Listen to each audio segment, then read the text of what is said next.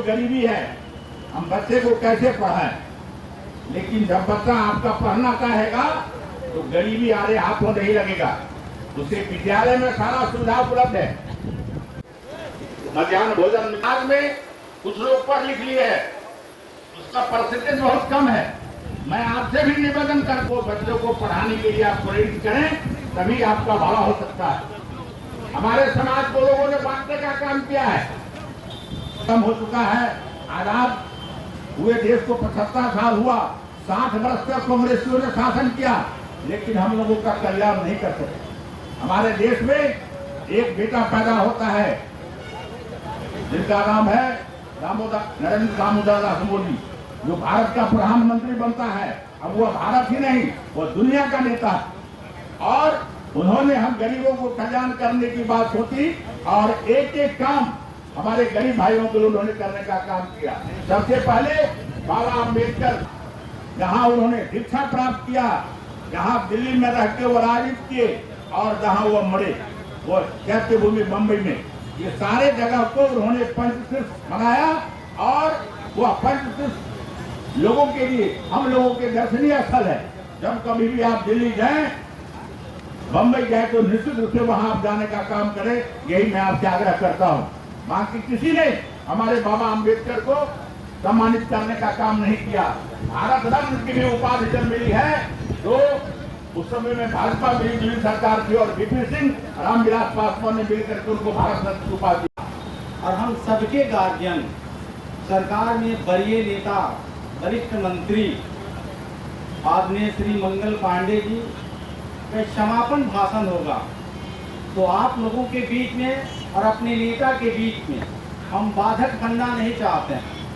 लेकिन जब मैं अपने समाज को, कमजोर वर्ग के अनुसूचित जाति भाई बहनों को देखता हूँ तो मैं द्रवित हो उठता हूँ कि दो शब्द अगर नहीं बोलूँ तो शायद मेरा पार्टी में कार्यक्रम बता दिया गया कि तैयार है, लजीज भोजन तैयार है और उसके और आपके बीच में फिर बाधक नहीं बनूंगा। मंच पर आप देख रहे हैं कि सम्मानित विधायकगण, सम्मानित मंत्रीगण, सम्मानित जिलाध्यक्षगण, पार्टी के वरीय संगठन के सब पदाधिकारीगण मौजूद हैं। सबके लिए एक बार जोरदार ताली बजा करके स्वागत, क्योंकि ऐसे ताली से काम नहीं चलेगा। ताली बजाने से भूख थोड़ा सा बढ़ जाएगी। जोरदार ताली बजाइए आप लोग।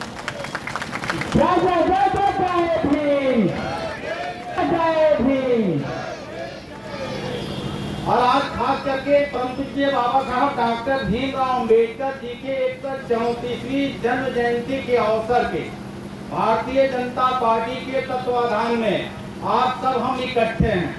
अगर बाबा साहब डॉक्टर भीमराव अम्बेडकर जी के बातों को आपके बीच में न रखें तो शायद ये कहीं न कहीं बेईमानी हो जाएगी। तो बाबा साहब डॉक्टर भीमराव अम्बेडकर जी के आदमकद मूर्ति पर या कदमों में दो पुष्प चढ़ा देने से उनका सपना साकार नहीं होता है। बाबा साहब डॉक्टर भीमराव अम्बेडकर जी बाएं हाथ में उन्होंने संविधान को दिल्ली की तरफ दिशा तय किया जाता है। आप कुछ पढ़े लिखे नौजवान साथी यहाँ बैठे हुए हैं, विद्वान आप लोग बैठे हैं, घर के माताएं बहनें यहाँ बैठी है।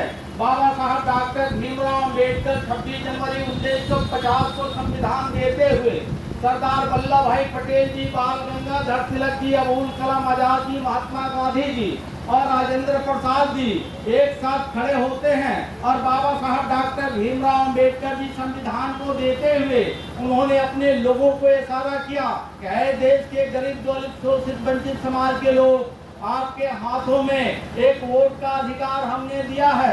इस वोट के बदौलत आप अपनी माली हालात को बदल सकते हैं। वो माली हालात के लिए हमारे मंच पर बैठे नेताओं ने शिक्षा की तरफ अग्रसर किया। परम पूज्य बाबा साहब डॉक्टर भीमराव अम्बेडकर जी ने प्रथम उन्होंने स्थान दिया शिक्षा का। अभी हमारे मंच पर नेता कई ऐसे अपने ज्ञानों में कहा कि शिक्षा वह शेरनी का दूध है, जो पिएगा वो दहाड़ेगा। लेकिन मैं आपके परिवार का बेटा और भाई होने के नाते मैं पूछना चाहता हूँ मैं अपने गरीब वंचित दलित समाज के बस्तियों में जाता हूँ, नौजवानों से पूछता हूँ तो कहता है कि निश्चित शिक्षा शेरनी का दूध है, जो पिएगा वही दहाड़ेगा। लेकिन जब उससे मैं पूछता हूँ कि आप कितने पढ़े लिखे हो तो कहता है कि मैट्रिक पास नहीं हूँ, इंटर पास नहीं हूँ। आप अपने दिल पे हाथ रख करके सोचिए, जो व्यक्ति को 75 साल में परम पूज्य बाबा साहब अम्बेडकर जी ने संविधान में प्रदत्त अधिकार दे करके पढ़ने लिखने का अधिकार दिया, आखिर आपने पढ़ा लिखा क्यों नहीं? आप स्कूल क्यों नहीं गए? ये आपको प्रश्न करना चाहिए अपने आप से। लेकिन हम प्रश्न दूसरे के बहकाव में आ जाते हैं। मैं उसके पीछे थोड़ा सा ले जाना चाहता हूँ। बाबा साहब डॉक्टर भीमराव अम्बेडकर जी वोट का अधिकार दे दिए। वोट के प्रति तमाम नेता आपके बीच में जाते हैं, अपने भाव भावना को आपके बीच में प्रकट करते हैं और आपको बहका करके अपने झोली में वोट को डलवा देते हैं।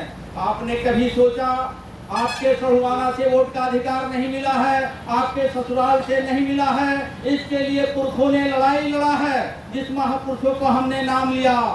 कहीं उधम सिंह का नाम जानते होंगे, भगत सिंह का नाम जानते होंगे, बिरसा मुंडा का नाम जानते हैं, तिलका मांझी का नाम जानते हैं, बाबा साहब अम्बेडकर का नाम जानते हैं, राजेंद्र बाबू का नाम जानते हैं, पंडित जवाहरलाल नेहरू का नाम जानते हैं, श्यामा प्रसाद मुखर्जी जी का नाम जानते हैं, दीनदयाल उपाध्याय जी का नाम जानते हैं, महात्मा गांधी जी का नाम जानते हैं। 2 बरस 11 महीने 18 दिन लगा था संविधान को निर्मित करने में। लेकिन आपको हृदय विदारक एक घटना को आपके बीच में मैं चर्चा करना चाहता हूँ। वोट कैसे देने का अधिकार हुआ? यही परम पूज्य बाबा साहब डॉक्टर B.R. अम्बेडकर रानी के पेट को ऑपरेशन कर रहे थे।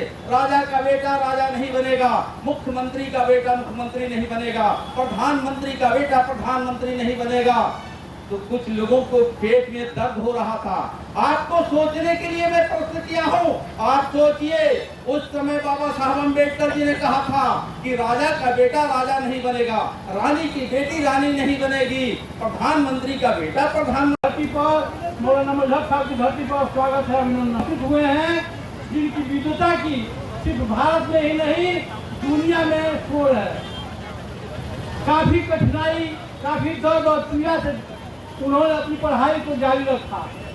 सोचिए, जिस बच्चे को स्कूल के अन्य बच्चों के साथ पढ़ने नहीं दिया जाता था, वो आदमी विद्यालय के बाहर बैठ करके अध्ययन करता था और पढ़ करके भारत के संविधान के निर्माता बने। आज उनके चरणों में हम कोट कोट नमन और वंदन करते हैं। साथियों,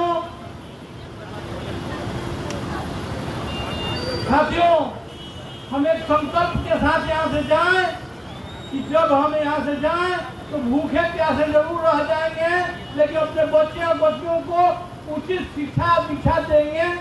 इस संकल्प के साथ जब जाएंगे तो निश्चित भारत माता का उत्थान होगा, वैभवशाली राष्ट्र का उत्थान होगा। साथियों, आज जो हमारी सरकार काम कर रही है गरीब वंचितों के लिए, भीमराव अम्बेडकर जी के बताए रास्ते पर चल करके हम लोगों ने कल्याण की अनेक योजनाएं शुरू किया है। उसमें जात पात की बात नहीं है। आइए हम सब मिलकर के एक संकल्प लेके जाएं कि भीमराव अम्बेडकर जी ने हमें बताया था, हमें संगठित रहना है, हमें शिक्षित बनना है, उस संकल्प को पूरा करना है। बहुत बहुत धन्यवाद बड़े भाई श्री